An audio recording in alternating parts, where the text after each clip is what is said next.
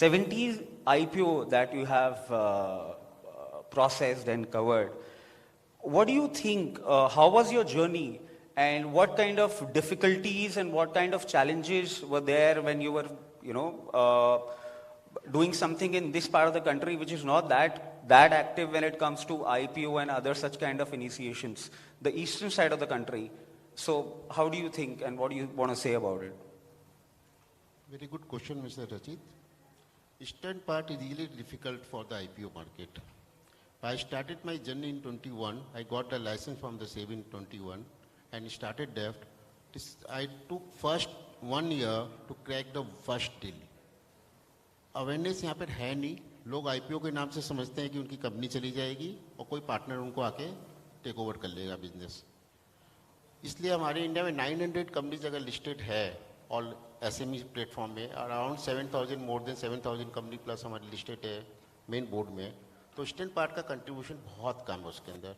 इसका रीज़न है कि यहाँ पे we are happy with our day to day life, business जो है उसके अंदर हैप्पी है, हम उसको अनलॉक अपने वेल्थ को नहीं कर सकते हैं क्योंकि हमें करना नहीं है।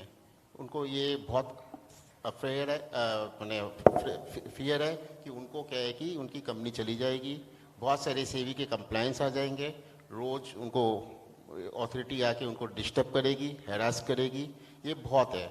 मैंने यहाँ बहुत बिजनेसमैन से मिला है और मिलने के बाद में ये डिसाइड किया है कि नहीं, यहाँ पे लोगों को पहले अवेयरनेस सेशन की बहुत ज़्यादा ज़रूरत है। लेकिन जब अवेयरनेस उनको एडुकेट करते हैं तो बहुत कम फॉरवर्ड हो रहे हैं और वो काफ़ी लोग यहाँ पे लिस्टिंग के लिए आगे आ रहे हैं। IPO is nothing, is unlock of your wealth. हम बिजनेस में रोज़ कमाते हैं, रोज़ खर्च करते हैं और इंटरेस्ट भी देते हैं, बैंक का लोन भी लेते हैं, लेकिन हमारी वेल्थ क्रिएट कभी नहीं होती है। प्रॉफिट क्रिएट हो सकती है, वेल्थ तो हमको शेयर मार्केट आईपीओ से ही मिल सकता है।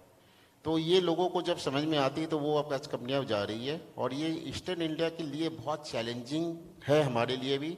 और ईस्टर्न इंडिया में सपोर्ट्स जो मिल रहा है अभी, अब अच्छा मिलने लगा पहले से, जो पहले नहीं मिलता था। अब एनएसई भी और अदर भी जो एक्सचेंज है उनका भी फोकस है कि ईस्ट इंडिया में थोड़ा सा डेवलपमेंट हो। उनकी बिजनेस डेवलपमेंट टीम काफ़ी सपोर्ट करती है हमें इस काम के लिए, काफ़ी सेमिनार करे। इवन हमने बालासोर जैसी एक छोटी सिटी है Tier 2 Tier 3, उसमें मैंने मैंडेट लिया काम करने का और आई सरप्राइज कि बालासोर जैसी जगह में ऐसी ऐसी कंपनी बैठी है जो हमारे कलकत्ता में नहीं है। उनकी प्रॉफिट परसेंटेज हमारी बेटर देन तो Kolkata company, even better than the western part of the, लेकिन उनको कुछ अवेयर नहीं है। उनको बोलते सर हमें तो आज तक कोई बताया नहीं, हम ऐसे कर सकते हैं।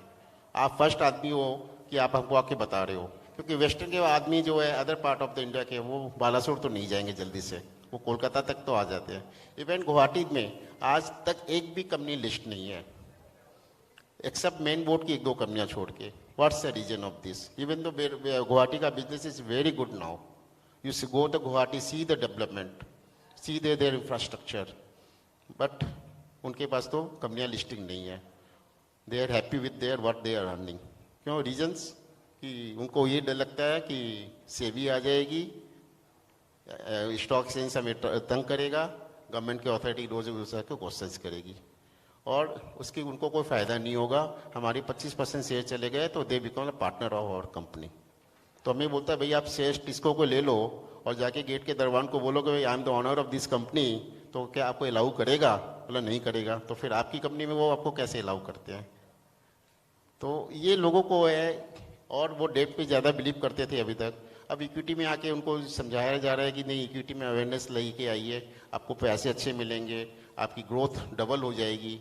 अभी इंडिया में हम बात करें डबल इंजन, सब जगह डबल इंजन सोचते हैं, तो capital market is a double engine, डेब्ट plus capital market it's a double engine. तो इसके ऊपर फोकस करना चाहिए और लोग फोकस कर रहे हैं। आने वाला समय इंडिया के लिए बहुत अच्छा है, ये न्यू एज इंडिया हमारा है और इस एज में हमें ये कैपिटल मार्केट बहुत सपोर्ट करेगा। Thank you, sir.